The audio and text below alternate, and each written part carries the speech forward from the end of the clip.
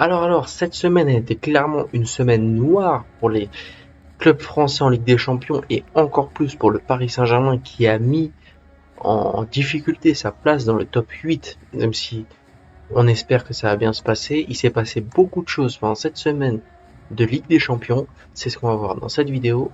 À tout de suite. Footix parisien pour vibrer chaque jour. Les couleurs de Paris, c'est l'amour toujours. Actu déchaîné, prépare-toi au détour. PSG, c'est la vie, la passion, le parcours. Yo yo yo les petits frérots, Footix parisien, vous connaissez déjà. Si vous connaissez pas la chaîne, c'est 1, 2, 3, 4 vidéos pour parler des news du Paris Saint-Germain, pour ne rien rater sur les news du Paris Saint-Germain. N'hésitez pas à liker, vous abonner, partager, ça me ferait super plaisir. Vous vous rendez même pas compte à quel point ça me fait plaisir. Bref, on passe à la vidéo. Alors, qu'est-ce qui s'est passé cette semaine en Ligue des Champions avec l'avatar qui bug comme d'habitude? Bon déjà, le truc le plus piquant de la semaine, la défaite du Paris Saint-Germain. Le Paris Saint-Germain qui s'est mis dans la merde pour la dernière journée, tout simplement parce que avec cette victoire, le PSG est deuxième et troisième pardon, et euh, peut même jouer la deuxième place au cas où le Bayern se rate. Bon, spoiler alert, le Bayern ne se ratera pas. Il joue contre une petite équipe. Il joue contre le PSV Eindhoven. PSV Eindhoven qui galère, en tout cas qui a fait un très mauvais début, qui se rattrape un petit peu, qui est arrivé, qui est huitième qui a 8 points, pardon, mais honnêtement, le Bayern Munich c'est tellement solide que je ne les vois pas perdre. Donc, le PSG qui s'est mis dans la merde pour le prochain tour. En plus de ça, il faut qu'on batte Newcastle. Newcastle, justement, qui a joué contre le PSV Eindhoven, qui a gagné 3-0 contre le PSV Eindhoven. De quoi pas nous rassurer. Un match qui, visiblement, j'ai pas vu le match, mais qui visiblement était maîtrisé. 4 occasions de but à 0. J'ai vu le but. Euh, C'était facile. À la fin, ils ont pu même faire tourner. Voilà. C'était facile. Euh, un but, une passe d'Edwissa, tout le monde a bien marqué, tout le monde s'est bien sorti. Visiblement, Guimarães est sorti sur blessure, à voir, mais en tout cas, une chose est sûre, c'est que le Bayern va battre le PSV Eindhoven, et nous, on va galérer contre Newcastle. Je le vois gros comme une maison. Est-ce que c'est à domicile? C'est à domicile. On se rappelle, il y a 2 ans, quand le Paris Saint-Germain avait complètement galéré, on est perdu, je crois, 3-1 ou 4-1. Bon, c'était l'époque avec Kylian Mbappé, etc. Mais bon, c'est un autre Paris Saint-Germain. Mais on sait que c'est une équipe qui est difficile à aller chercher à domicile. Donc c'est déjà bien que ce soit à l'extérieur pour eux. Donc à domicile au Parc des Princes. Donc c'est bien. Ensuite, une des grosses surprises de cette semaine, ça a été la défaite de Manchester City, les gars. Ça, vraiment, je l'ai pas vu venir. Pour moi, Manchester City allait massacrer Bodo Glimt. Je sais jamais comment on dit cette équipe. Et non, ça a été la surprise de la semaine.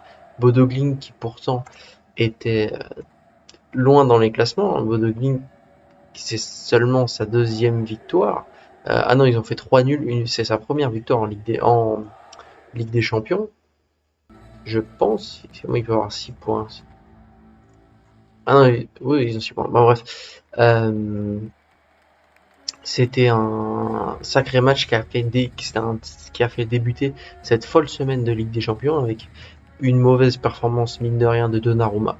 Manchester City se rend compte petit à petit des failles de Donnarumma. Après, bien sûr, on fait 10 fois le match. City, elle le gagne 8 fois. Mais ça montre quelque chose quand même de ce Manchester City-là qui est pas encore assez satisfaisant, qui n'est pas retrouvé son grand niveau. Après, pareil, comme pour le Paris Saint-Germain, Manchester City s'est mis dans la merde. Parce que Manchester City qui devait aller gratter le top 8 assez facilement, il va leur falloir une victoire. Il va leur falloir une victoire et même que une grosse victoire, parce que comme vous pouvez voir, là il y a beaucoup de clubs qui sont à 13 points. Et dans ces clubs-là, il y en a pas mal qui vont gagner. Nous, on a de la chance parce qu'on a un gros goal average. Mais voilà, en tout cas, si, en cas de victoire du Paris Saint-Germain, par exemple, et de Manchester City, ils vont pas mettre 6 buts de plus que le PSG. Donc, voilà, faut qu'ils se méfient. Ils jouent contre, excusez-moi, ils jouent contre Galatasaray, ça devrait le faire, mais Galatasaray cette année, c'est quand même des bons résultats en Ligue des Champions. Bon là, ils ont fait match nul contre l'Atlético, donc qui est pour eux un bon résultat. Et normalement, avec 10 points, il risque de le faire, ça devrait être bon, je pense, pour le top 24, mais on sait pas, je pense que 11 points serait plus sûr. Donc ils auront sûrement à cœur d'attaquer une égalité, et Manchester City qui passerait au barrage. L'année dernière, on se rappelle qu'ils sont sortis au barrage contre, contre le Real, donc à voir ce qui peut se passer. Ensuite, bon ça c'est pas une surprise, mais c'est un petit peu le truc qui dégoûte cette semaine, c'est Arsenal, la victoire large d'Arsenal, Arsenal qui est vraiment très bien aussi dans cette Ligue des Champions, qui est premier, qui à mon sens restera premier. Si je dis pas de bêtises, ils ont pas un gros match non plus. Voilà, ils jouent Kairat Almaty, euh, qui je pense doit être qui est dernier du classement, qui a juste gratté une égalité contre Pafos FC, qui est pareil dans les derniers du classement. Donc voilà, Arsenal qui va pouvoir faire tourner, Arsenal qui va être bien, Arsenal qui va avoir gagné tous ses matchs. Je pense que c'est le premier club à avoir gagné tous les matchs. L'année dernière, le Barça, c'était qui les premiers? C'était le Barça et Arsenal déjà, mais qui avait fait une défaite. Enfin bref, qui avait fait une défaite ou un match nul.